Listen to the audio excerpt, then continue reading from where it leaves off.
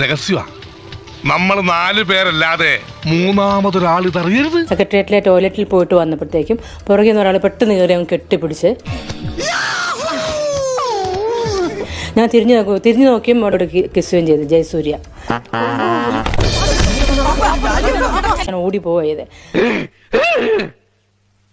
Artist ആ സിനിമയിലുണ്ടായിരുന്നു. അപ്പോൾ ഞാൻ ജഗതി ചേട്ടൻ വളരെ കംഫർട്ടഡ് ആളായിരുന്നു, വളരെ ഡീസൻ്റ് ആയിരുന്നു, very genuine and educated he's person. ഞാനൊരു കാര്യം ചോദിക്കും, അതിന് എസ് ഓർ നോ എന്ന് മാത്രം റിപ്ലൈ തന്നാൽ മതി.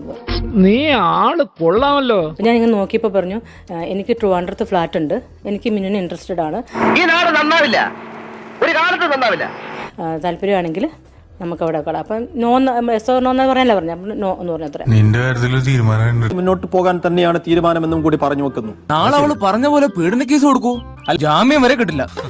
ഇനി എന്നാ ചെയ്യും കർത്താവ്?